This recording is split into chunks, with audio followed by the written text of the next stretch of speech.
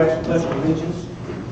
I pledge allegiance to the flag of the United States of America and to the republic for which it stands, one nation, under God, indivisible, with liberty and justice for all. Barbara, roll call, please. Mayor Steve Feldman. Here. Councilmember Kevin Robinson. Here. Romeo Bowler. Here. Robert Ballin. Here. Sarah Hudson. Here. All right. Moving on to tonight's agenda, do I have a motion to adopt tonight's agenda? I'll make that motion. Councilmember Lewis makes that motion. Do I have a second? I'll second, Mayor. Councilmember Robinson makes a second. Any discussion? All in favor say aye. Aye. Opposed? Motion passes. Thank you. All right, moving on to tonight's consent agenda. Do I have a motion to adopt tonight's consent agenda? I'll make that motion. Councilmember Bauer makes that motion. Do I have a second? Second.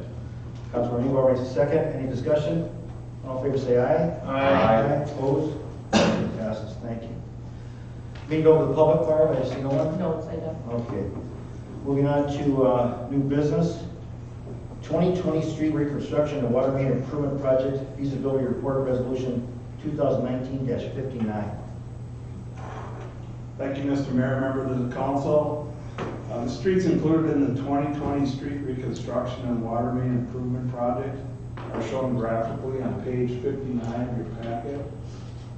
In general, the first project is Butterfield Drive from Bridge Street to 232nd. The second project is Poppy Street from 227th to just south of Bridge Street and 229th from Quay to Poppy. Third project is the River Shores neighborhood. And then the final project is the Rumber Boulevard Water Main Loop. When the wastewater treatment plant was completed, water main was stubbed to the east side of that property in anticipation of connecting that to that Rumber Boulevard area and then River Shores neighborhood. Right now, that whole area only has one water main connection. So to shut the water off, you basically shut all those houses off to do any repairs or if the water main were to break. So that's the purpose of that project for. Page 44 of your packet, it kind of lays out the schedule. We kind of touched on this in the last council meeting. Again, we're planning on having a neighborhood meeting on mid-January, bringing plans to council on January 21st for approval. That's also when you would authorize bids and set the public improvement hearing date. Plan is to open bids on the 20th of February and then conduct that public improvement hearing on March 2nd. So with those bids, you'll have a better idea of how the assessments were in this report that we're looking at tonight, so we could adjust those one way or the other with the actual bids. And then of course start construction in the spring, complete in the fall, and then do the assessment hearing after the construction sometime in November. We touched on this a little bit at the last meeting. As far as assessments, the water service assessments are 100% property owner. Water main improvements are 40% property owner, 60% city. And storm sewer improvements are 40% property owner and 60% city. Per your assessment policy, these assessments would be over a 15-year period, and council would set that, what they deem is the appropriate interest rate at the assessment hearing. Page 45 of your packet summarizes the assessments. In general, there's a total assessment amount of just under $600,000 for the water main, water services, and storm sewer, as summarized.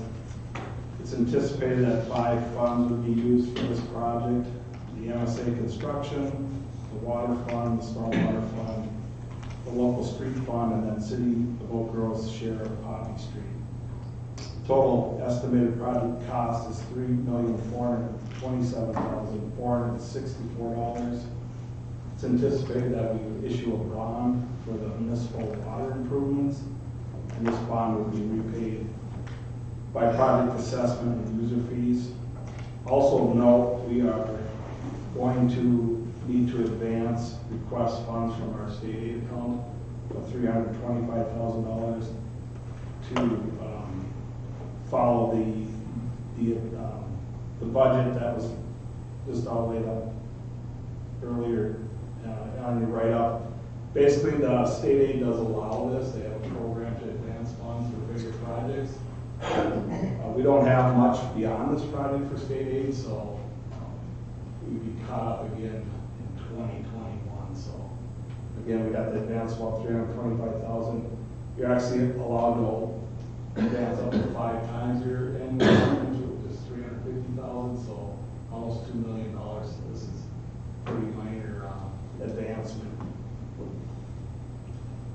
With that, again, I'll get any questions, and staff is looking for approval of resolution 2019-59. All right, well, we talked about now the assessment hearing. Is that just one assessment hearing, or are we going to do a pre-assessment hearing? Have we talked about that, Darcy and Joe, about doing that, or we're not going to? You have to do a public improvement hearing, Okay. and then an assessment hearing. There's two official hearings. Well, because I mean, when I saw the Riverbank, we didn't do, it just kind of got, the changes in it. So I'm just saying, I mean, how are we going to prevent that we don't sticker shock people and then change it? So I mean, it's like, are we going to have a pre-assessment hearing? Where we know the numbers, hypothetical numbers or whatever, projected numbers. And then we come down to the final assessment where we finite it so people know exactly what you're paying. Because I didn't see that with Riverbank. I thought there was some, Yeah, we did it all at once. We did it, right, and this time we're going to do a we little would do different. a preliminary, Right. first one where you talk about the project and you let them know, and then you would do a final, I think. Right, so we don't have any of that conflict with the public. We don't have to do the neighborhood. That's an extra fee. And I still think that's a good idea. I think councilors too, letting people know what's going on. Then I just want to mention here, as far as the bonding here, I mean, Oak Grove's amount, this local street fund, is that the asphalt part? Is that our road program? Yeah, that's our fund. Because that fund, that doesn't get paid back by the bond. That's part of our fund. Yes. That we pay for, So what we would be bonding for would be just the water portion. the water, the stormwater comes from the MS4. Yeah. So basically just the water fund and the MSA will be covered by its own money. Yes. So we need to bond for what the water fund portion of the project would be. So this could be less than $1 million bond? Yeah. Okay. Let's wait and see what kind of race we do at $1 million bond. Okay. But just for the public, and I'm glad you pointed this out, Craig, that there's, again, just for the public view, water service assessment shall be a 100% property owner. Water mains shall be a 40% property owner, 60% city. Stormwater shall be 40% property owner and 60% city. And then the overlays are through our road program. So people know that, and that'll be brought up against other meetings and stuff like that. So let me ask you this, on the 6-month project here, because it looks like it's about 6 months. So are you going to do that in phases, or you're not going to tear all these neighborhoods up at one time, or are you going to do that, or how are you going to do it? Right, we have a phasing program. If they wanted to bring in 2 crews, they could do both, or more than one neighborhood, but we'd limit that. Well, because I don't think council would be wise to tie up 3 neighborhoods. Yeah, we're not going to allow them to reclaim all the neighborhoods and then go away for 6 Yeah. weeks. Yeah, because I mean, that's summertime, and you got these things up, and, Once most of they the traffic. start on a neighborhood, they got to progress. Yeah, and get to a point where they can use the neighborhood. Okay, all right, so I'll make sure of that. That's all the questions I had, so I'm going to turn this over to council. Sarah, I'll start with you. Do you have any questions on this? I'm just curious about the neighborhood meeting. Have we done that in the past, and do we have people who actually show up for that? I've never done, well, I guess we somewhat did it here, Riverbank Lane, I guess, whatever you want to call that. But there we had 4. Right. That's kind of more of the meeting I was thinking of to have was probably time slots for the different projects. Okay. But it'd be more informal with probably some exhibits set up. That was kind of my main question was if we've done this before and if we have any Riverbank week, I was kind of hidden. They didn't usually show up, so. I'm not even thinking as formal as Riverbank. Okay. I'm thinking more, here's a time to come in, the city's thinking about doing a neighborhood. They could find out their preliminary assessments if they want. Because some of these projects don't have, they have, some have stormwater, some have water. And I know on Poppy Street, it's basically just up to, from Bridge Street basically over to 228. It's a Correct. size difference of 8-inch, 6-inch, and 8 to bring it all to 8. And Butterfield's similar, but the other one's a Total difference, because there's more to it, right, so, okay. And a lot of this was just because of the thin piping, and then, of course, some of the things we find in the ground for years and years. Yeah, at the neighborhood meeting, we can bring in, we have those samples. Yeah. Show what they have now. Thanks. Rob, any comments? My only concern is, and I know Riverbank was a little bit different because they were going from dirt road to asphalt. Do you perceive any sticker shock here come spring? Or are these just pretty much normal bids and you don't suspect it? Well, we're hoping not, but that's why I want to get it bid in February. Okay. I think it's gonna be another busy year for contractors, so. I don't want to wait till March or April. No, that'd be too late. Okay. That was my big concern. But again, that's a good point of why I want to bid it before we have a public improvement hearing, because then we'll have a good idea of their assessments. Yeah, I like that idea too. Thank you. Just as far as Oak Grove, we got all that figured out as far as them talking with their city and whatnot, straightening all that out. We've had meetings with them, just so council knows they haven't completely committed yet. But that's something we'll have to work through in the next month or so.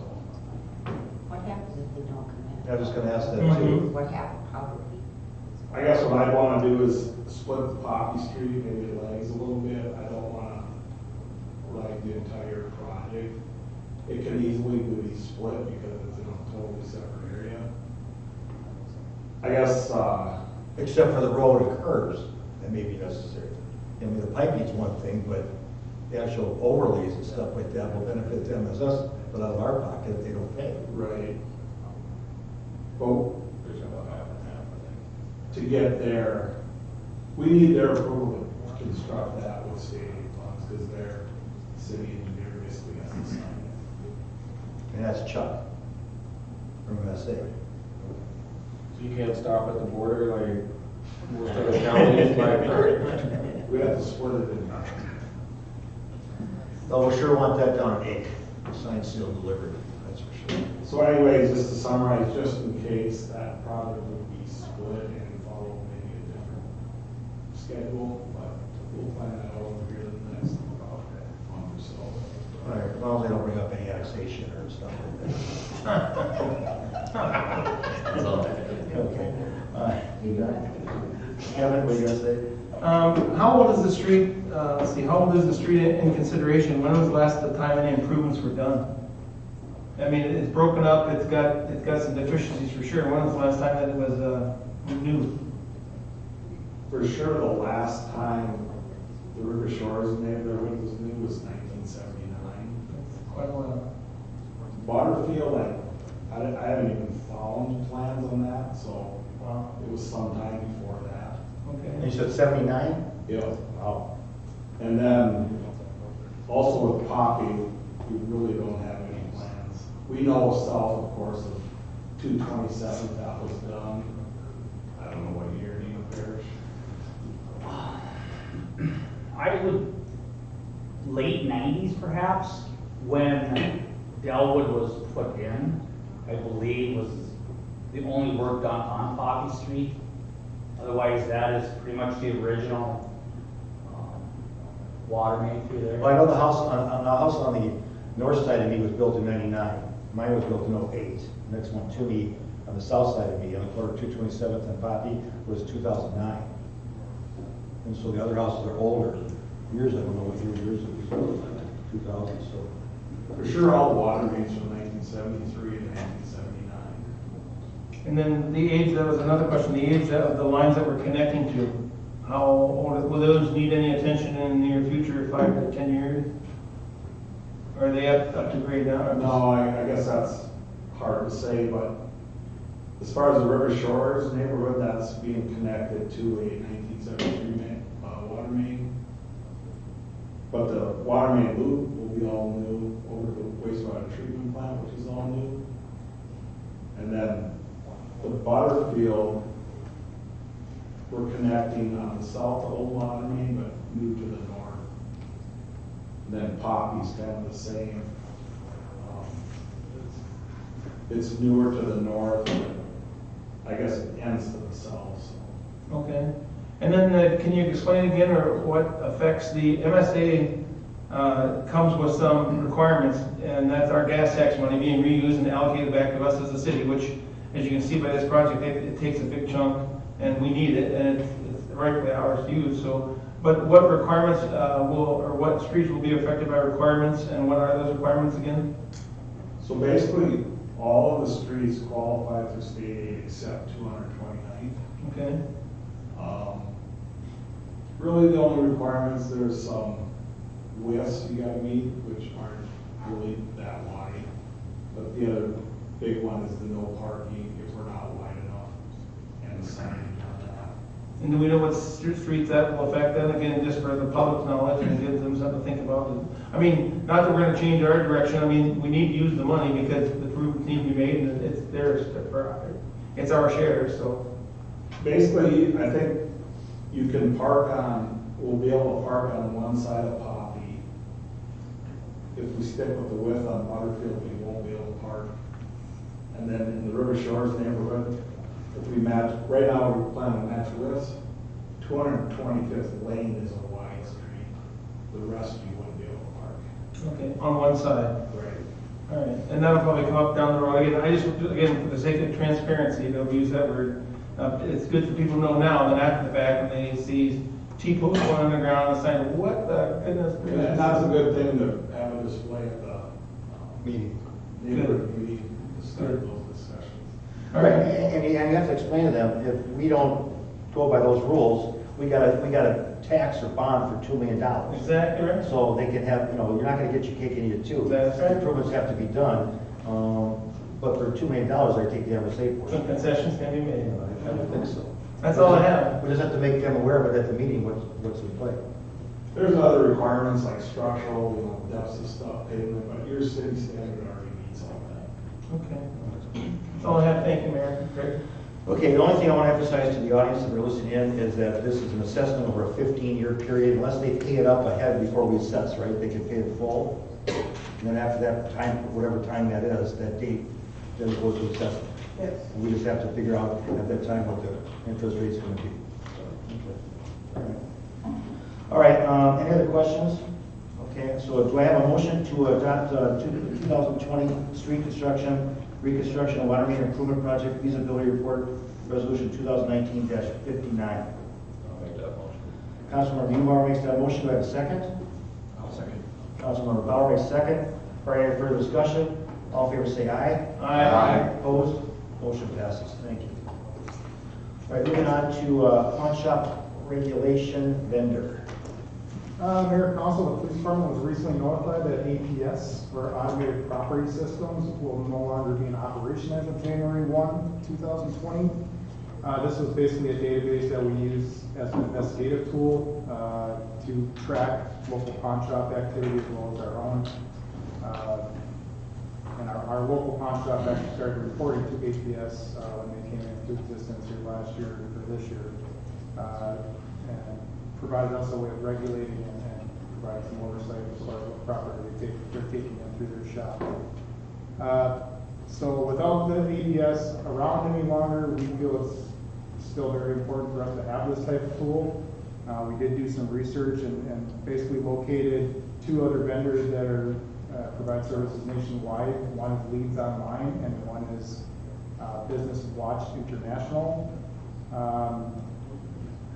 Basically, what we decided was that Leads Online would be able to provide the services that we would need in order to continue the processes that we currently have in place as far as investigations and things like that. So there's some more information in your packets in front of you, and we proposed that we move forward with contracting with Leads Online to provide the services that we would need similar to what APS provides. So I can answer your question. All right, well, I talked to Todd earlier today, and I just want to point out some things for council's notice. The irony of this is that automated property services charged by each transaction to the city before they were doing it like this, then when we changed our code on this, they would charge us these transactions, we would backbill the pawn shop. Okay, so before, on the hand, before we changed the ordinance, we changed the ordinance, right? Okay, so we changed the ordinance. Before that, we would pay the charge of the transaction charge. After that, we corrected it, we were smart. We did a smart thing by correcting it, and we did bill, but we sent the bill over to the pawn shop, and they paid for it. So ironically, now that we got that corrected, of course, they're gonna stop doing it in January 1, 2020. So now we're playing with new companies here. As Todd pointed out to me, you see in the packet, Leads Online is agencies in Lenoka County use it, and the state of Minnesota use it, so that's gonna get more of an expansion or the ability of the police to be able to find if something's taken from our city and found in another city, we'll be able to most likely find that product through investigation, so that's a good thing. But I want to point out here about pricing, by the way, it's a 3-year contract, but it's $2,192 each year. So that's a total of $7,576, you know, for all 3 years, okay? But what Todd has done here is we have a 60-day out clause. So we can get out at any time during the 3-year period with a 60-day notice, and then we just pay up to what we've used, and go forward, if that's what we decide to do. But I just want to make you aware that it's a 3-year contract. It's not $2,192 for 3 years. It's $2,192 each year. It's a 3-year period with a 60-day out. Just for your clarification, to council. I myself think it's a good idea because things go through those pawn shops, and we need to be able to get those things back for people that have taken. And this way, you have a different, much more accessibility to other places. I think that's a good idea. That's my thought. Joe, what do you want to say? Well, that's where I was kind of curious as to whether or not we can somehow get our money back for that as well from the pawn shop, from the business owner. I think there wasn't a lot of talk when the pawn shop wanted to come in, and I'm not a huge fan of trying to stop any business that wants to come here. I think that's a good thing, but I don't think the people should end up having to pay to make sure they're legitimate or whatnot. Not that it's the pawn shop that's doing anything dirty, it's more the people that are bringing stuff in there.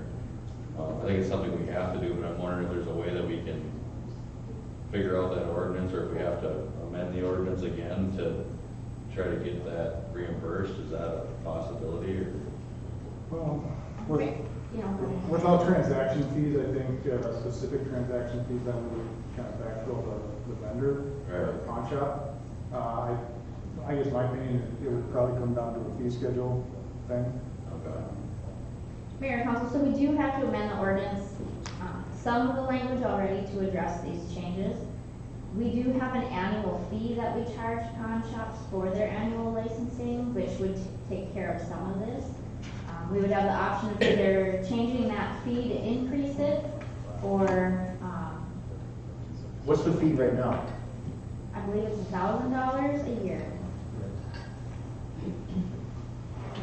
So you could increase that.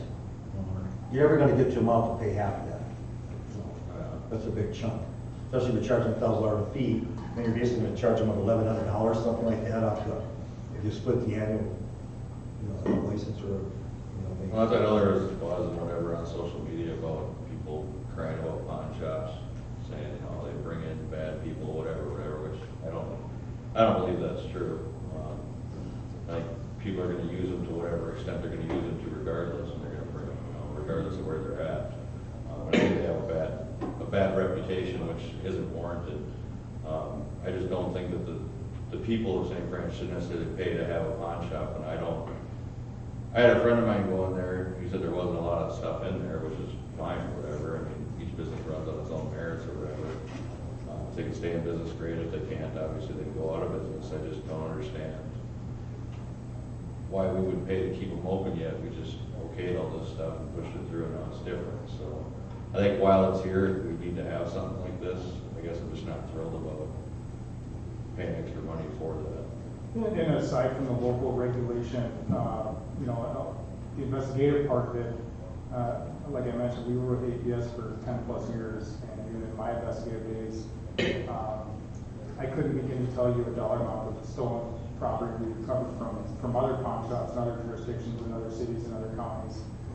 So with this tool in place, as long as we're using Leads Online as well as the other jurisdictions where the other pawn shops are, we would still have that capability to, if we have a resident that gets something stolen from them, we would have that capability to look on a day-to-day, see if it's gone through any other pawn shop the country, really. So return on To get investment, some property back, yeah. So return on investment is pretty good, you'd It's say. it's a tool in that aspect, I guess, for us. Right, it's just the same as someone else from another jurisdiction, we have some property here that came from their Yep. end, helps them out. But it really comes down to, as I've always said, the laws aren't for the ones who obey them, but for the people who don't obey them. And it's like if every customer of theirs just was taking something that they had for many years and was trying to sell it, and get some cash for it, turn it into cash on an honest basis, that's one thing. But then you get the ones that are not on the honest basis, coming in and turning this stuff in, getting some cash and all that, and then that's a stolen product, and how do we help those people out? So, it's a catch-22, I think. But the real thing that changed it, of course, was by transaction, and then we finally changed the ordinance to help us out on that end, and then the company folds, or goes out. That's just the way it is. Kevin? I agree with Joe wholeheartedly. Are there other cities, Chief, how are they adapting to this? Are they gonna take it out of their own budget to literally subsidize a pawn shop business? I mean, As far as them using their own budgets, I'm not sure. I know, when APS was in operation, or before they were talking about going out of operation, to my knowledge, basically every jurisdiction in the state used them. So everybody was on that same system. We were able to locate property pretty easily. Now, with the news that came in, I believe it was October, November, that APS was going out, every jurisdiction is kind of scrambling to do the same thing, find some other vendor that can provide that same type of services. As far as how they're paying for it, I'm not sure on that. and we can't create our own fee per se, or a transaction fee. We can't enact our own fee to help offset that. Again, everything he said about a business trying to thrive, whether it goes or doesn't go, but we've also had that administration cost when you are called into action to then follow through, even though we've gotten this lead or this information from this company that we're going to subscribe to. Then we have the administrative costs to go and investigate the item, et cetera, et cetera, et cetera. So that's more costs, which, any business is entitled to police protection and work here. But yeah, I don't know. I don't like the idea either of out of the budget. And it's your budget. The money's coming out too. So where does it come from? I don't know what the answer is. Maybe we should look at it a little closer, rather than just set the $2,100 out of the year. I don't know. What is it, 60 days at any point during the contract, you have 60 days? You just give them 60-day notice, basically? I believe the language states in the contract language, it states 60 days prior to the next renewal period.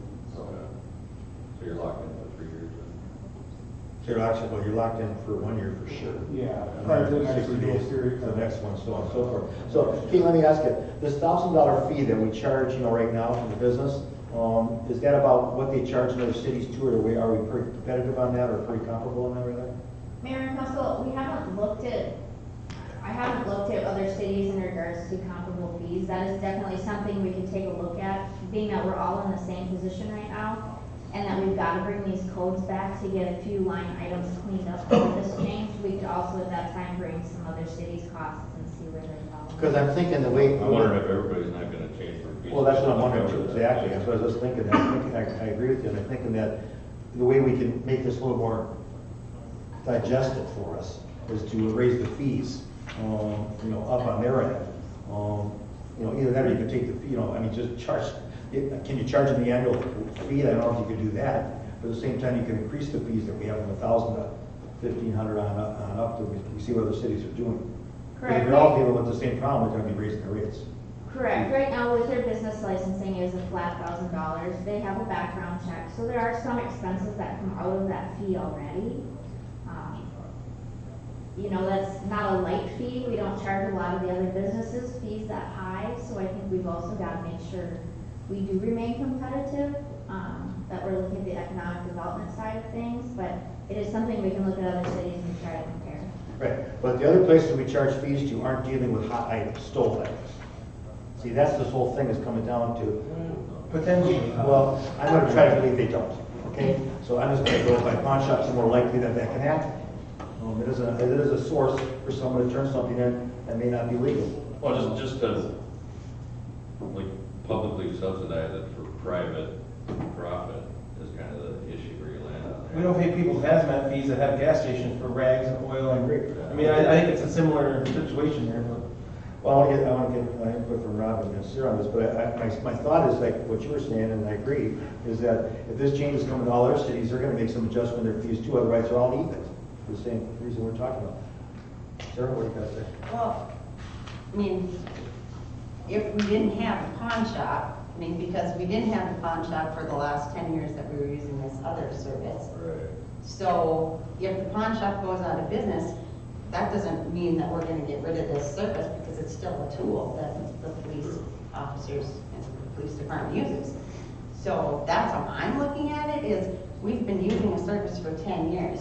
Yes, we could, you know, back bill, but whether or not the pawn shop stays or not, we still need this service. Well, that's, I guess sorry to interrupt you. No, go ahead. That raises another question then. What else did you use APS for? Was it just pawn shop? Prior to the pawn shop, it was basically just for the investigative part. Locating stolen property, things like that. Putting a watch list out when a resident would have something stolen, we could put a watch list out, so when it does, if it did arrive at the pawn shop, we would be notified about it. Basically, an investigative tool. And did you have instances where it came from other jurisdictions to our, you know, or stuff that we had was on in other cities? I mean, it Since didn't. we've had our pawn shop, not to my knowledge yet. Okay, but I'm saying before that, when we had the service in and we didn't have a pawn shop, were we able to help other jurisdictions out? We can't speak specifically to that, but I know we recovered countless, items of stolen property over the years that we've seen sold, so. And that's why I think people are, I mean, they expect us to have that, you know, the service, we're That's a good point. investigating it. I think that's- So if we have this tool that's helpful, Mhm. it's kind of like they're paying for that service anyway. That's how I was looking at it, was that, because I initially thought that same thing, but then as I reread it, I'm like, hold it, we've been doing this for 10 years and we just got a pawn shop. So obviously, it's a tool that we've been using. Right. And I'm sure as other cities are gonna adjust their fees as we may do, so will business adjust his, amount, his fees are pricing too, by the way, he's gonna have to pay more, I'm sure he'll adjust their rate. Right, but even if we adjust the fee, if the pawn shop doesn't stay, that fee is not gonna help us out anyway. I mean, they don't last for another 3 years. Or if they're already We're paying gonna be, $1,200, we're paying for it anyway, so that's how I was looking at it. Well, because I also. It's just a tool for our. Also police talking department. to Todd, the APS was about, what, $400-some a year? Yeah, it wasn't very much. Yeah, it wasn't very much by the transaction, where they made it back. Right. And then, of course, the way we were charging before, before the $400 got changed, is that we paid for it, not the pawn shop, they changed it, like I say, corrected, where it's more equitable that way, and that would be probably the way you wanted to run, if you could, but now we can't. So that sheds a little more light on it. If we're using it as a tool prior to this, I didn't realize that, and the cost of 400, that makes, it makes it a little more clear. So if we're sharing in the use of that, we used it whether the business is here or not. Right. That puts a different spin on it for me. Me too. Good Sarah, point. anything else? No, Rob? Good job, sir. That was my question was, what were we paying before versus, was that $400 a year? 424. Or 24 cents? I think it was approximately somewhere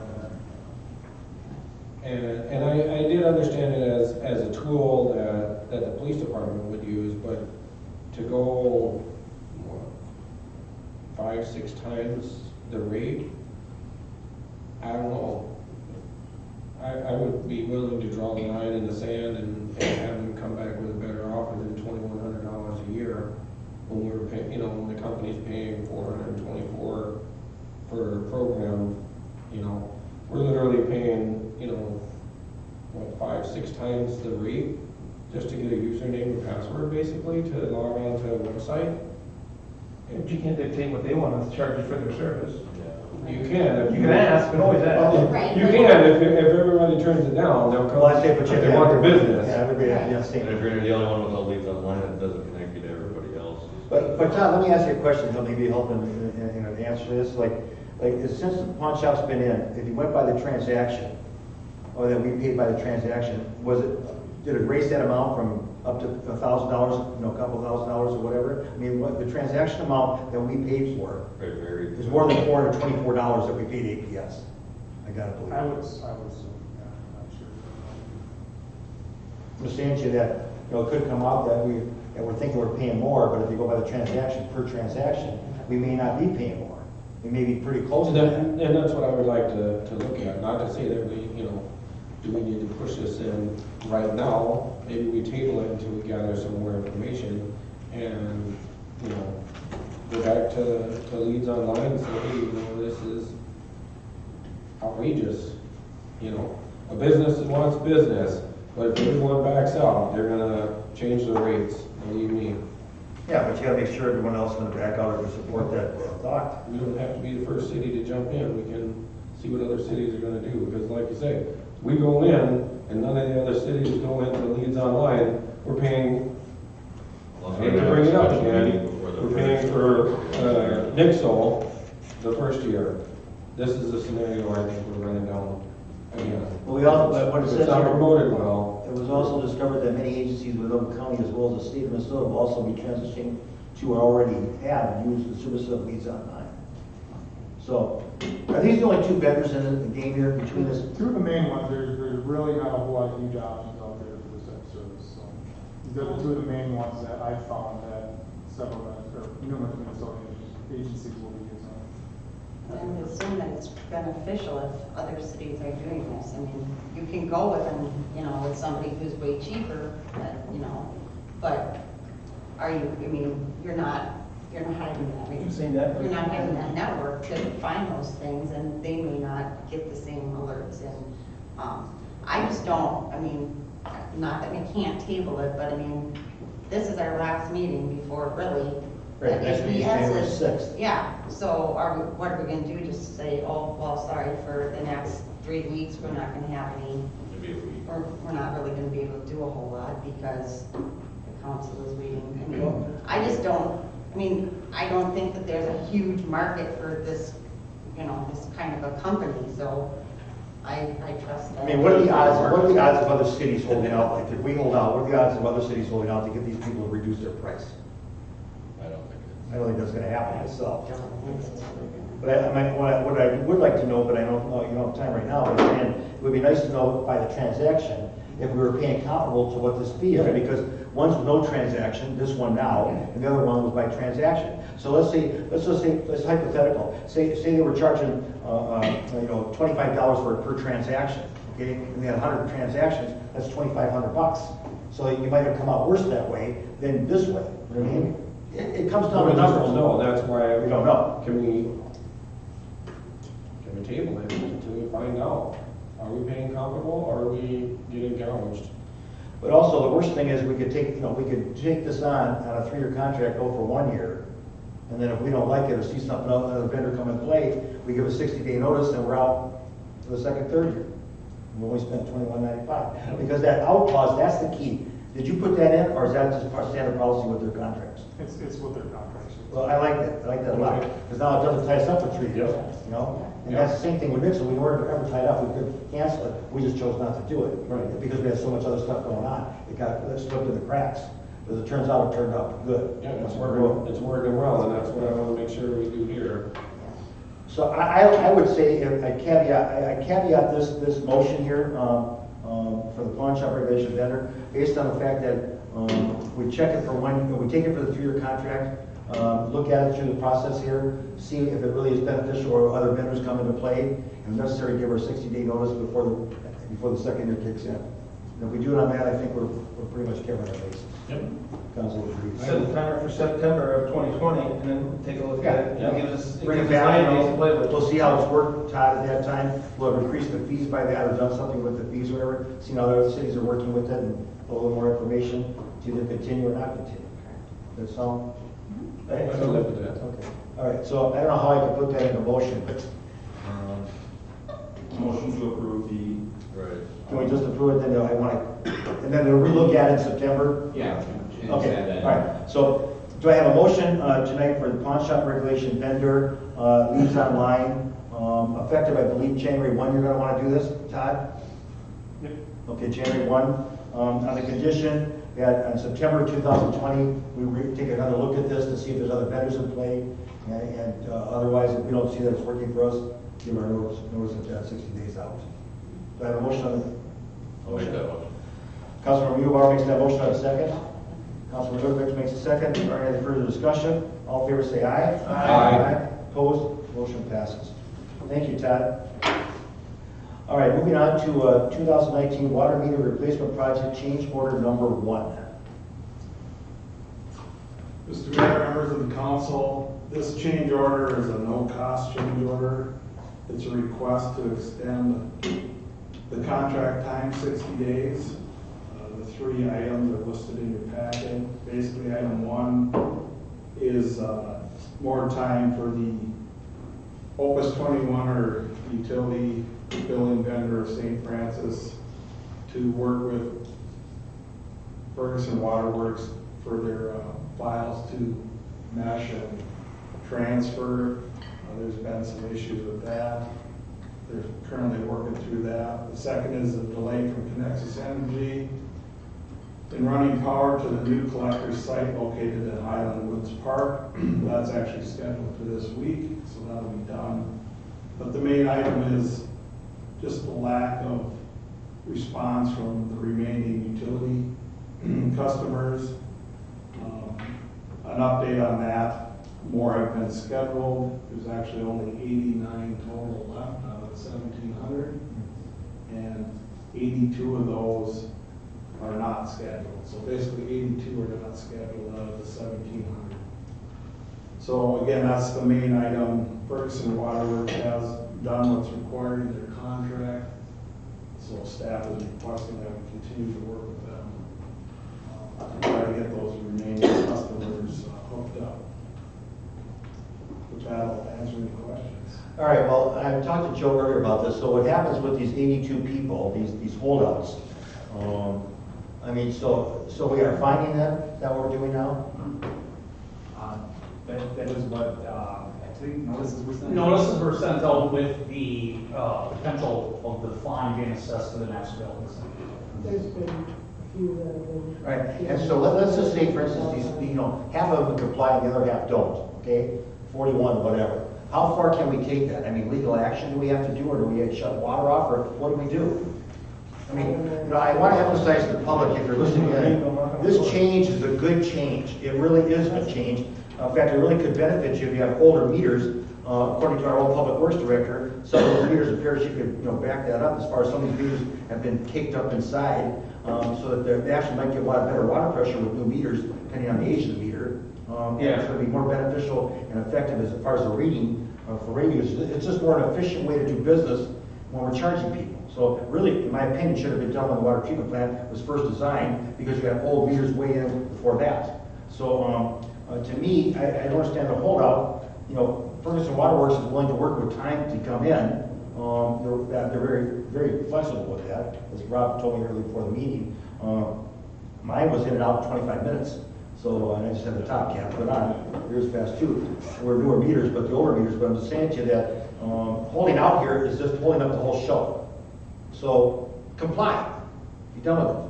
Well, to add to that, I think to complete this project, I think they'd be even willing to show up for Christmas too. So I know they want to. They really want to get this done. Yeah, because they were thinking Thanksgiving and all Yeah, that because yeah. of the holdouts and all that. Yeah. But we're gonna sending out notices. We're gonna find them. So just for hypothetical, or just for discussion's sake, what would be the worst thing that could happen when these people they don't comply? Well, I mean, obviously we could entertain the notion of keep assessing more fine to it or shutting them off. I mean, just draw a line in the sand and saying this, or potentially some kind of legal course of action. I don't know if that's. I don't think you have anything that's situation. rescheduled that holds legs to a fine. As far as I would know, I mean, I'm not an attorney, but I don't know how the hell you're gonna enforce that. So just off the top of my head, per city code, we do have the right to go replace our infrastructure Okay. in there. Just without giving you too much detail, we do have the ability to go in there.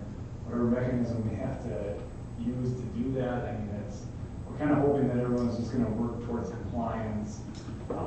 After they Are we knocking on doors rather than just sending letters to? I It's know that takes a lot human more interaction here. a lot more legwork, but I don't know We if, have a compliance officer. yeah, I don't know if Lyle wants to Darcy, you want to say something? knock on doors. Just, right now, we can't shut off water.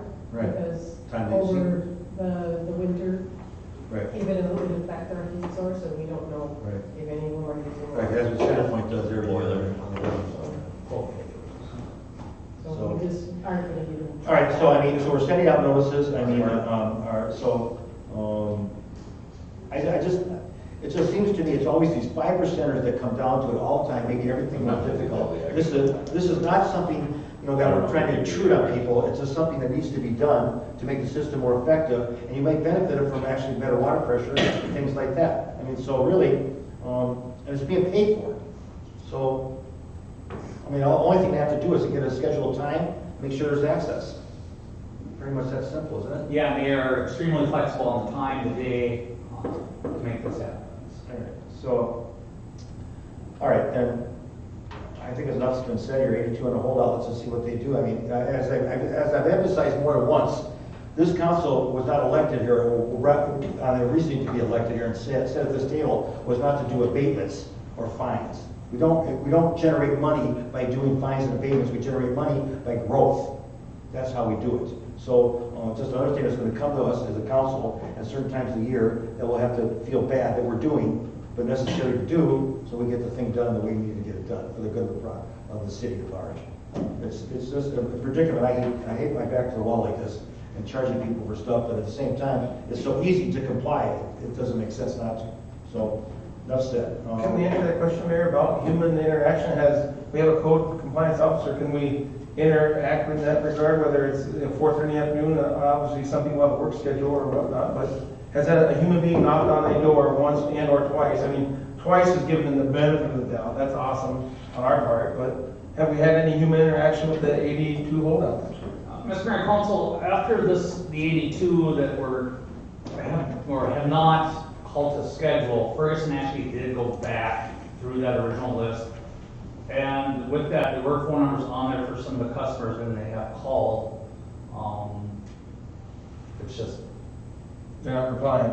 not right. It doesn't make it more difficult. Like, there's an old fool me once, shame on you, fool me twice, shame on me, 3 strikes, you're out. How far do you go on this thing? I don't So when know. you send notices, are you mailing them or putting them on the door? They actually get placed on the doors. Okay. When they do that, do they knock? Yeah, as far as I know, yes. Obviously, the first chance they can get into the home, that's. I was just curious. So let me ask you this, what do the notices read? I mean, are they, that, you need to call in, schedule this, blah, blah, blah? I mean, or does it tell them that, we'll find, if we don't do this, we'll go to a fine, if we don't do this, we'll go to this stage it, so they understand that eventually we're gonna get harsher as time goes on? Yeah, the notice that we're on currently right now is a little bit more stern, is suggesting that yes, we've been here repeatedly with numerous notices. If you do not oblige by this date, this will be assessed and fined. And right now we're on notice 5 with notification, whether it's going back to the house, knocking on the door, or calling, it's 5 and 6 times. And how do we meet we were talking about this, say, in February yet, unfortunately, maybe. How do we read their consumption between now and February, or even March or April for? Well, at that, the reading company is essentially within this project, so that would fall back, probably the public works staff to go back out and read the And then you're paying So we have the apparatus to go do that if we have to. Yep. Yeah, then you're paying public works staff time to go out there and read. Understood, the meter, the fine meter is running on the occupant then as well. So, Well, so in other words, Pearson, I'm asking you, are these notices, are the notices telling them that this is something they need, is urgent? needs to be Yes. Dealt with? Yes. That's something that is delayed for another month or two, that the fines will accumulate? Yeah. Because I can tell you right now, I'm not gonna have mercy for anybody who comes in and squealing, screams about getting fined for this if they don't come across in 3 months of doing this, whatever. There's just no reason, because again, it's not out of pocket, out of pocket. One of the things they have to do is schedule a time to come in and do it and make sure they have access to the meter. And if there's any leak before or after meter, they have to do that out of their pocket. Rather than that, it's a pretty easy project. Really. Well, I'm not a fan of the fine thing, I understand the purpose of it, but I also think, and I know we're not here to fine, nobody likes to fine, but I think this is an action that we put forward. And obviously, we see what kind of interaction and involvement we get from the community, which isn't much, no matter how hard we try. So for us to say, hey, we're gonna come do this, granted, it's our stuff and we have to do it, it's something that needs to be done, but I don't know, I don't think that's Well, on the other the right hand, way to handle it. Granted, could they call? Yes. Could they do this? Yes. Could we do something different too? I mean, it goes both ways. well, on the other hand, we could have just stayed with the other company, got 128% gouge on the price, and then we could have been a pay at them, then we could have gone back and changed all these fees higher than they are now. And then Everyone everyone pays for 80 people. And then we would have been griped about that, Yeah. so 1,700 people would pay for 82 people that are, I mean, look, this is the hard part about government. But really, the thing is comply. You know, it's not, we're not telling you that we're gonna come in your house and look at everything in your house and see if you got stolen items or pot or whatever. We're just gonna change a meter, for crying out loud, that's all we're gonna do, right? Just a meter. So you know what, I mean, I don't care how many pets you have in the house, I don't care what you got, I just wanna change the meter out. Ferguson probably don't care. I'm sure they don't. All right, so this 2019 water meter replacement project, change order number 1, we have a motion to adopt that. I'll make that. Councilmember Yulbauer makes that motion, do I have a second? I'll second. Councilmember Bauer makes a second. Barring any further discussion, all in favor say aye. Aye. Aye. Motion passes. Let's hope the next time we hear about this, that these people comply and we can move on. That would be great. But like I say, just for the audience, we're not going in your house to find anything other than the meter. Just point us to where the meter is, and we'll change it. Well, it has to be accessible. Okay, I said that. Okay. All right, moving on to non-union 2020 cost of living. Honorable Mayor, members of the council, in front of you is a proposal to provide non-union staff with a 3% cost of living adjustment. This would be consistent with what the Public Works Union has settled for 2020. Currently, the police union is in negotiations for 2020 that has not been settled. So the only benchmark would be the police union contract, but tonight it would go into effect January 1st of 2020. The council is in favor of this.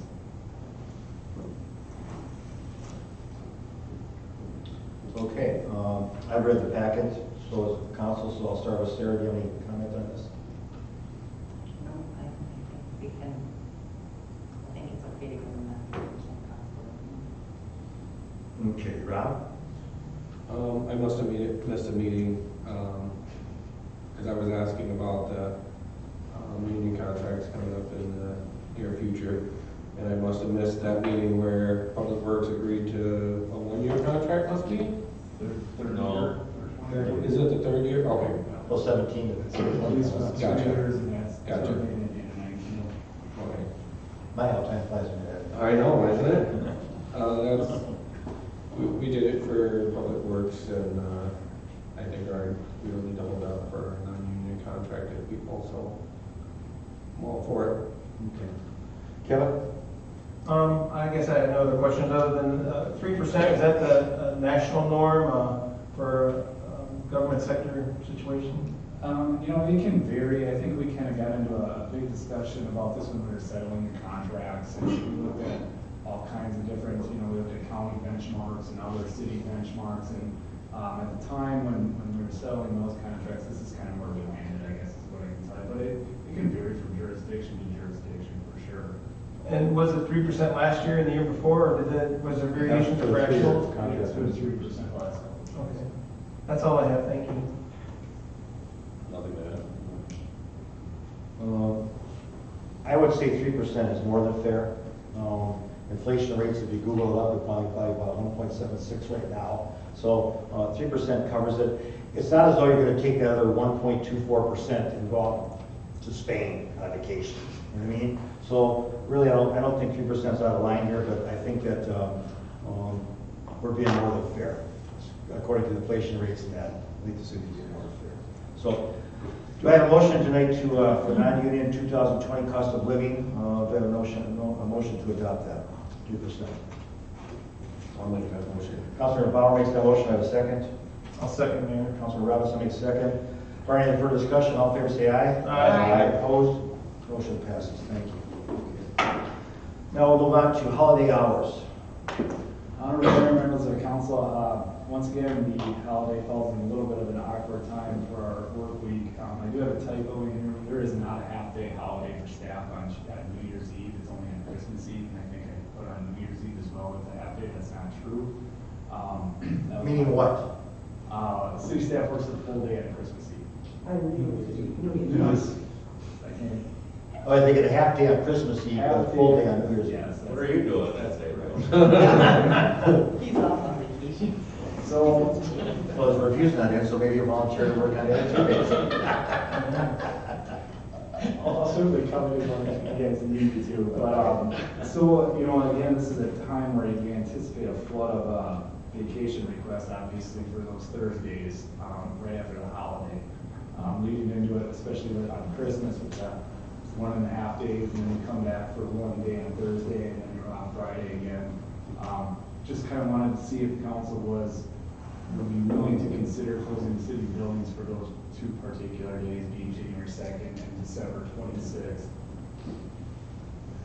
Typically, at the end of the year, not much is being done.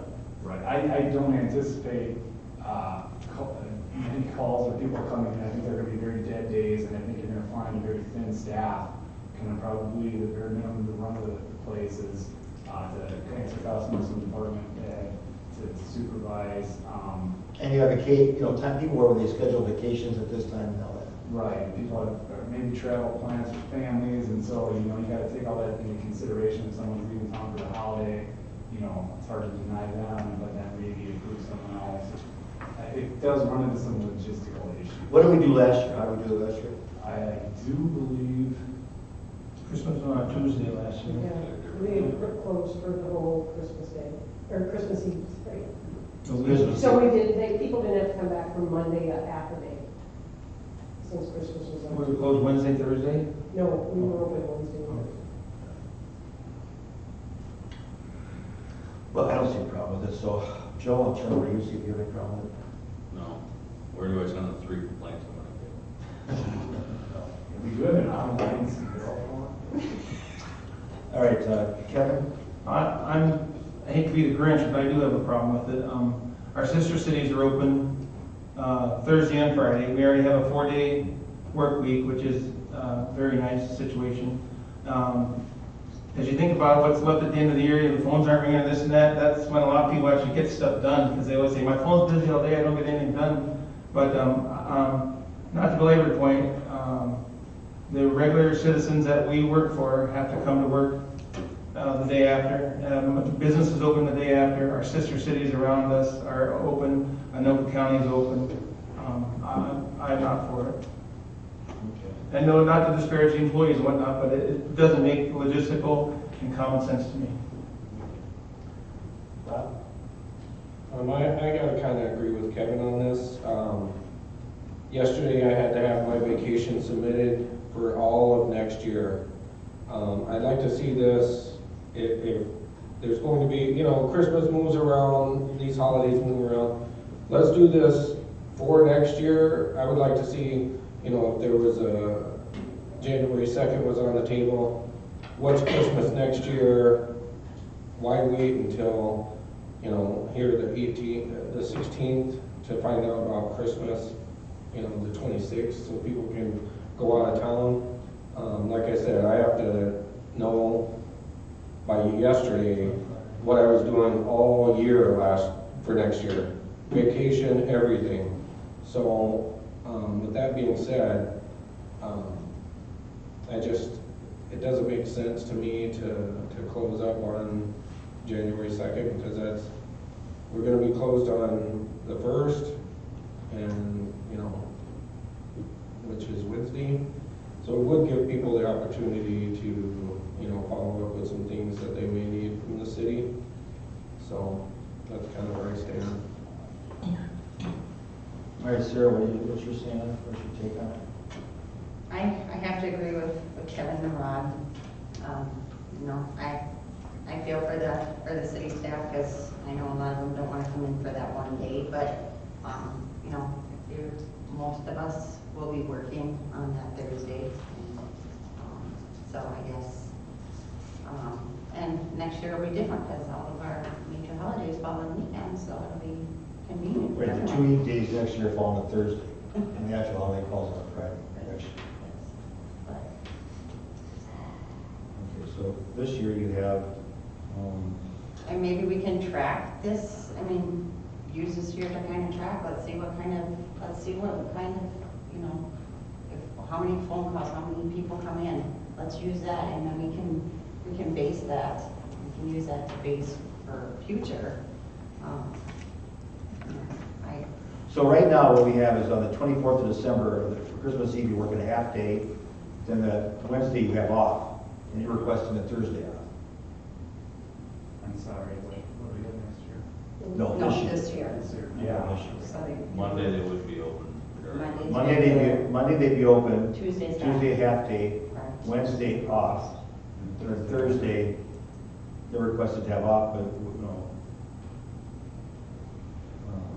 Certainly we can make this work, there's no question about that. I mean, it's just, it'll be for staff, it's totally fine, we've done it on other days, so, not a problem at all. And then on, for New Year's, you got, you're working the Monday, the Tuesday, half day on the 31st, like New Year's Eve? Well, it's a full day. Full day? Okay, and then Wednesday you have off the first, right?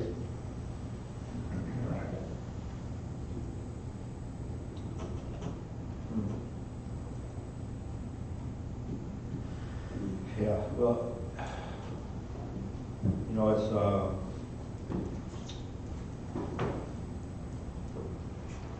you know, having that Friday off, there's that, I mean, I can only tell you as when I took over here at 17, and I think Joe and Rob might have done the same thought, had the 410s not been active for so long of a period of time, it was just a fresh change, I probably would have been more receptive to go to 5/8 than 410s, but the 410s have been in for so long, it's hard to take something away that everyone's gotten used to.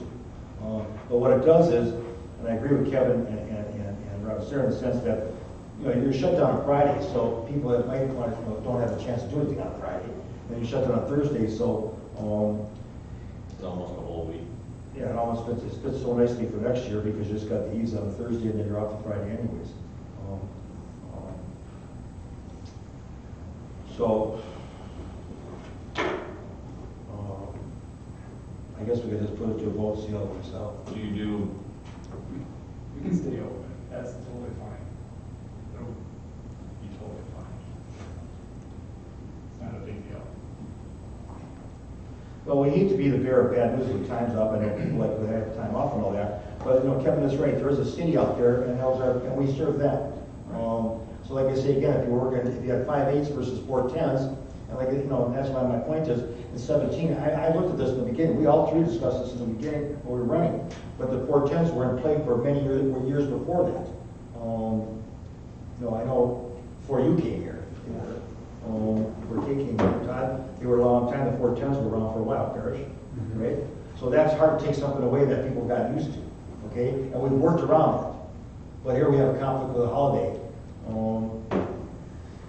People still have vacation days. I mean, like Robin said, if we'd had 90 days notice, it wouldn't have changed my mind, but at least allow the individuals that are partaking this, they could have had vacation time, seniority could have come into play, there could have been discussions within our office that, okay, we'll have 3 people on and 3 people off, and the next year we'll do, as the administrator, you could say we could change things around, some compromise.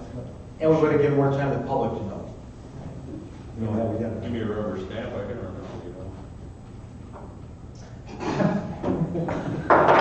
Council. All right, so, Okay, Mel's gonna get back. Yeah, exactly. We'll go. I mean, like I say again, you've got the Friday off already, people are making it work with the 4 days, then you take the Thursday off, you got 2 other days. So really, the whole week is only about a 2.5 hour.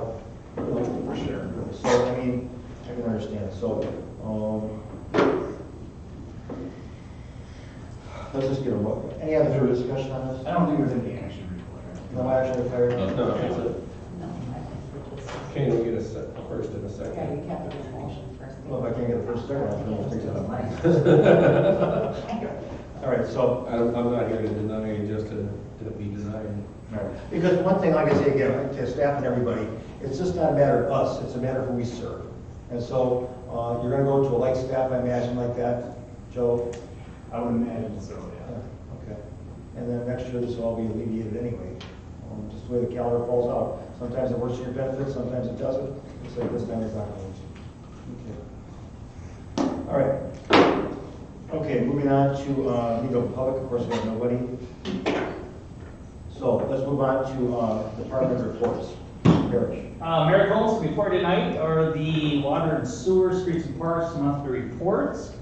Obviously, the last few weeks, we've been busy with snow removal. The inevitable did finally show up. Cold weather on the water and wastewater side, both the water and wastewater facilities continue to perform well, actually. With that, if you guys have any questions, I'd be more than happy to answer. Well, some of the things I'm always looking at, because I always like this little highlight here. Each time lift station pump is pulled to its plugging, it is equal to 2 man-hours. Okay, so now I see here between that, we had 4, I believe, Yep. 3 and 1. Yep. So that's 8 man-hours. Yes. So please, if it doesn't come out of you, don't flush it. Potty, poop, and vomit can go down the toilet. I hate to be crass like that, but we say this all the time, don't we? I mean, all the time we get these reports, it's like, you know, you're paying for it, so I guess, whatever. And then another thing I see here, I'm hoping this is gonna get better. The rereads high and the reread meters, 28 and 44, the 44 is up. I'm hoping that's gonna change the transition as we get over to our meters. Absolutely. Hopefully with the 60-day extension, that just eliminates that altogether, and there never has to be any other reread. You know, that's the whole purpose of doing this, to be more efficient Yep. and better servicing our rate users, which it should be. Yep. Other than that, I like the report, but I just emphasize this about the man hours as we bring it up all the time. And hopefully somebody's listening. All right, Sarah, any comments? No, it's a good report. I've seen a couple comments on Facebook about the snow banks already. And we know that Minnesota would get a lot of snow, and you just have to pull out as far as you can safely and the best you can.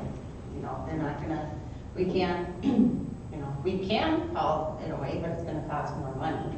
And I don't think they're gonna be in favor of that either. So just, we got a lot of snow, we're gonna get more, it's gonna pile up by intersections, so just remember that you have to proceed cautiously and carefully, and we'll watch it all go away in the spring.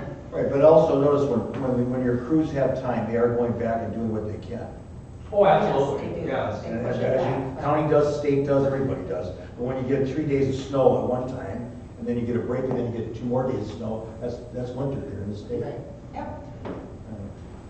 Okay, Rob? I was just looking at the wastewater treatment report. It looks like our wastewater treatment facility is at best 99.8% on our influent. I've told Paul many a time, bring a glass of water, and now that you're in here, bring a glass of water and we'll partake. You will. Uh, I cannot City say. council, no. We can line up the jars. Sorry. To me, the influent water that we're pumping out is better than the river that we're pushing into. City Brook, absolutely. The City Brook. Yeah. And it's perfectly clean water in the numbers that I read. And I wouldn't be opposed to putting it to the test. I may miss the next meeting, but no. I think it's really clean water, and our facility is doing an outstanding job. And if you want to bring that glass of water and we'll partake, I will anyway. And we'll get some pictures. Man hours DMT. on plugged pumps, like the mayor said, that's my pet peeve. It is frustrating. About the snow, not in your report, please plow out your fire hydrants. You don't want your neighbors, yours, to have a situation, a serious situation, and the fire department has to dig out your fire hydrant before they can put your house out. It is very important to clean those things out. That's a good point. Also, by the way, around the mailboxes too, dry mailboxes, otherwise you won't get mail, because they will notify you of that.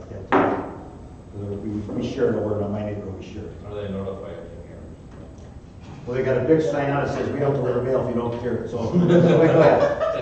They hang it on the first mailbox. I don't see them shoveling anyways, I'm the one plowing it, like a couple other neighbors myself. Anyway, Joe, what do you got to say? I can mess it. All right, for it, and for those who don't know, who are you, and are you doing okay without your previous predecessor, and do you need any help in any fashion? Well, for those who don't know, I'm Paris Barton. I'm the water and wastewater supervisor. I've been employed with the city for 15 years. Thank you. And yes, you're welcome. Yeah, and we're doing all right. You know, just going with it. So structure was in place, but I think with all that continuity that it was. So Okay. yeah. Good to know. Appreciate you filling in, and that's all I have. By the way, any effects from Oak Grove's input? Are we still okay with that? Our bugs are doing good? Yeah, everything on the wastewater side of things is fine. Maybe kick up in flow, just a little bit to be expected. Nothing out of the ordinary. Just a little bit more increase in flow coming in. So. Right. Which would be anticipated when you're.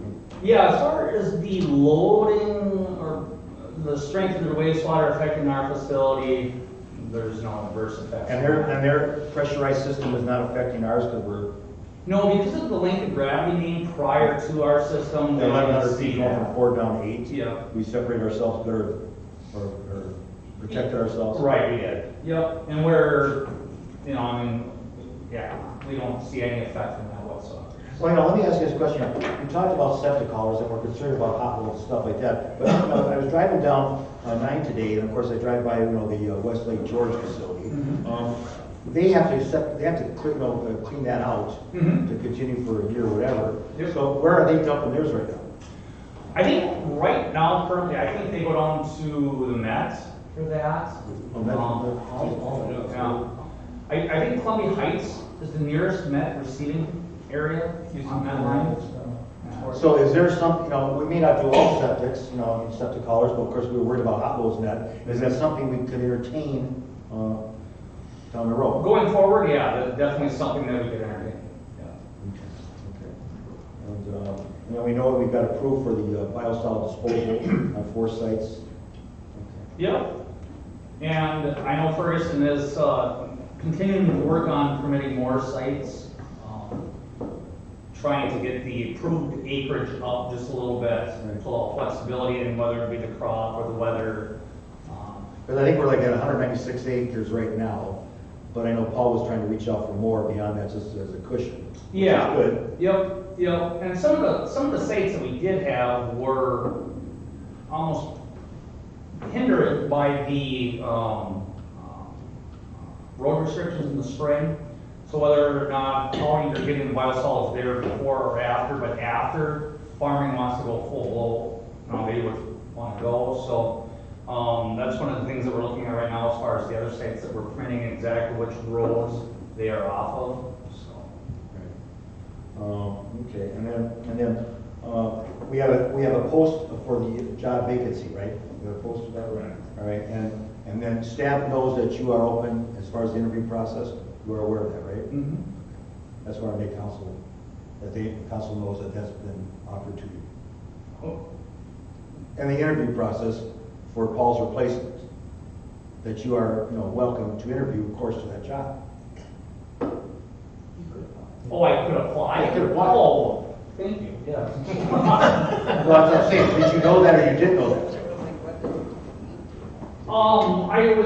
I'm sure that I couldn't thought of it, I guess, I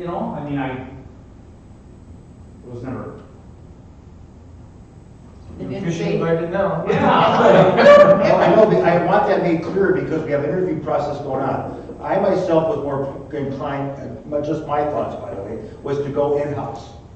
But I don't know if you're interested on that, or we've already started the process, so I don't know where it's going to lead. Yeah, it was brought to my attention, yes, but with my A license right now, in the long term, and able to obtain or keep the license, I don't know if it would be in my best interest to apply for that, for that position, so. Right, where if you did take that position, I'm just saying hypothetically, if you did take that position, the A license would have to be someone else like Brian. Right, and that would be a whole different transition, because in order to take the A, you have to be under direct supervision of the wastewater facility for 2 years prior to taking. And he hasn't got that time. Right, so it would cause some issues there.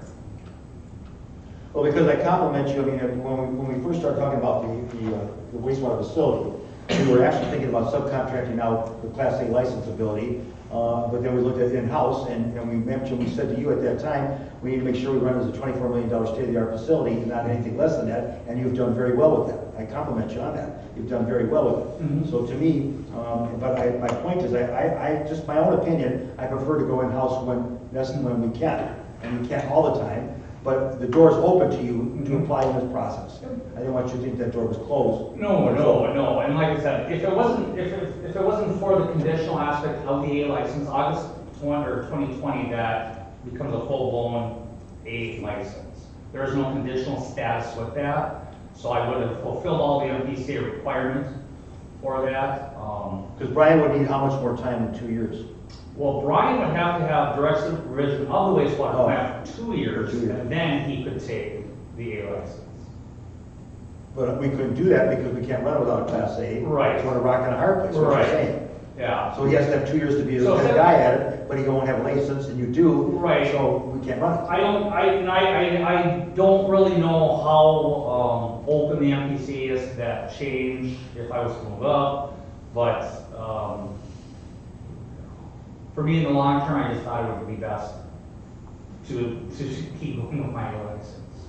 Okay, all right. I just like to clear the air and put it out, okay? So everybody knows that it's being done, okay? All right, on that, I'm going to thank you for the report, by the way. You're welcome. I like it very much. And one day I hope to see a lot less of fracs in the lift stations. Well, I'm not gonna hold my breath. But anyway, moving on here. Council member reports. Sarah, I'll start with you. On Friday, I attended an all-day Safe Routes to School at the St. Francis Middle School. We had about 17 people there. Dwindled down to 4 at the end, but we had lots of good discussion, and we'll meet again in March to see what options are really available to us, and they vary from helping us with some lighting and crosswalks to bike racks. I mean, you don't really know what you're gonna get, so. But we toured the high school, the middle school, and elementary school as they were being dismissed, and saw how the buses work, and saw some of the safety concerns, especially since it's construction zones too. That made it a little more difficult. And we walked through like the roundabouts as the students were being dismissed to see, and when we watched at the middle school, I mean, there were comments that, there are adults here, we need to follow the rules today. So we know that kids aren't always following the rules, but when an adult is present, and there is possibility for grants for getting crossing guards. So the school has to do the legwork on all that stuff, but it sounds like they're going to look into that a little bit further to see if if a crossing guard makes that big of a difference. Right now, elementary, they really discourage any walking and biking just because of the safety concerns. So that probably won't change a whole lot, but for middle school and older kids, hopefully we can get them to do a little more biking or walking to school when weather is conducive. Right now, we don't have a lot of walkers, but.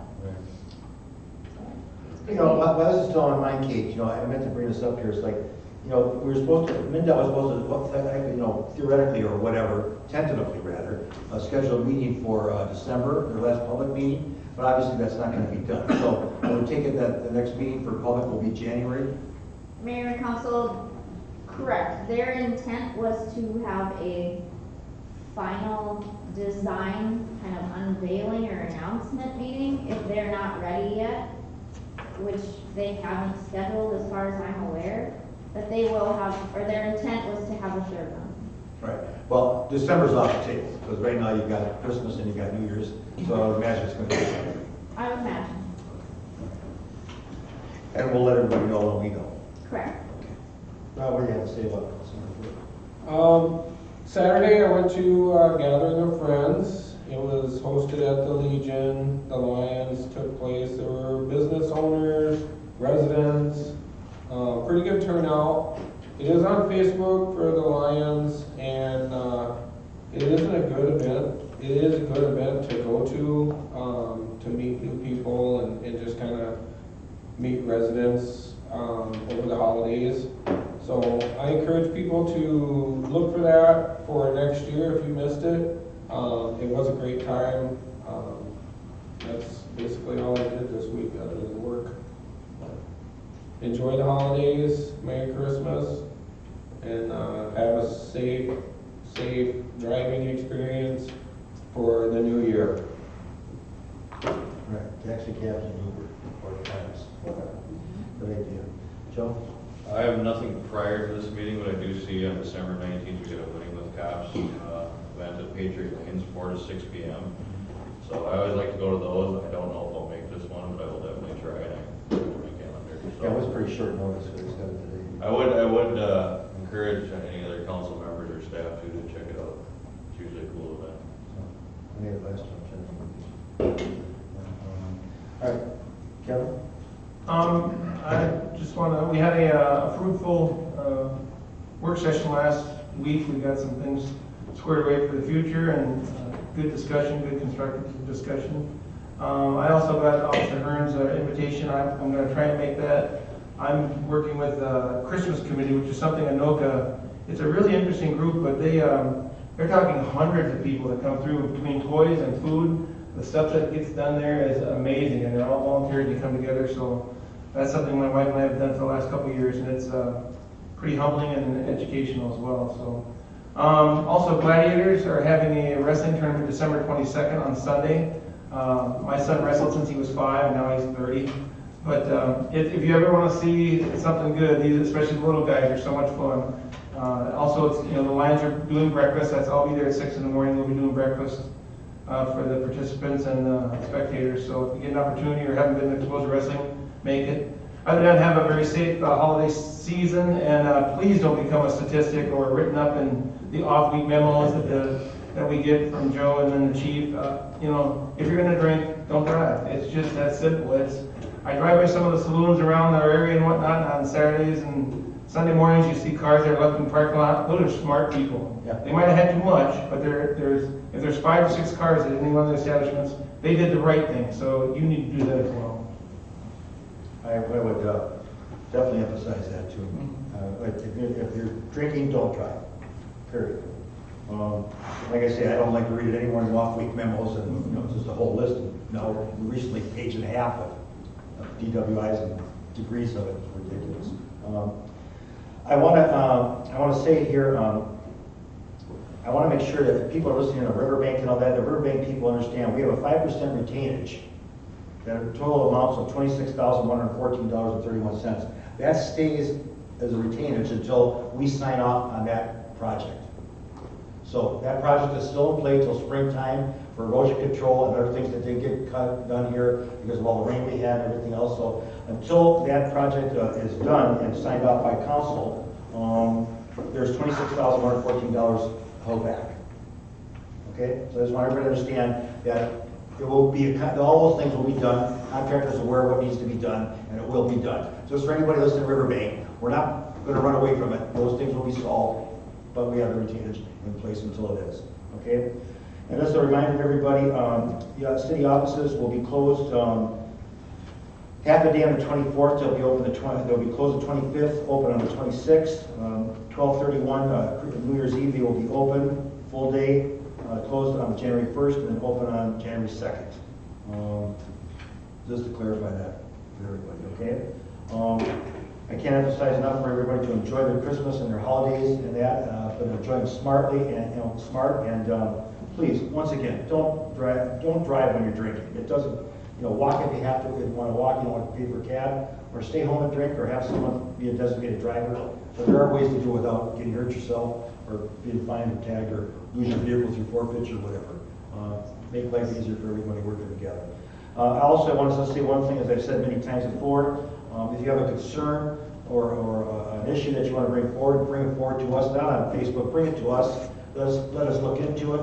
We'll look into it with full due diligence, with staff time and our time, and give you an answer, whether it's going to be the answer you want to hear or not. It will be a truthful, researched answer. But you have to bring the issue or the concern to us. Bring it on Facebook. It doesn't get to us. It gets to us by hearsay, and by the time it gets to us, it's blown up, and so just come to us and talk to us. Kevin said it before, and I'll say it again, and I keep quoting this, for every 30 minutes you put on a computer on Facebook, come and give us 15 minutes face to face. It really does work. Help us to serve you better. That's the whole key to having the city work really roll together. So, Happy New Year, Merry Christmas to everybody. Any further business that we have to discuss, Joe? Anything at all? Okay, then I will adjourn this meeting at 7:25.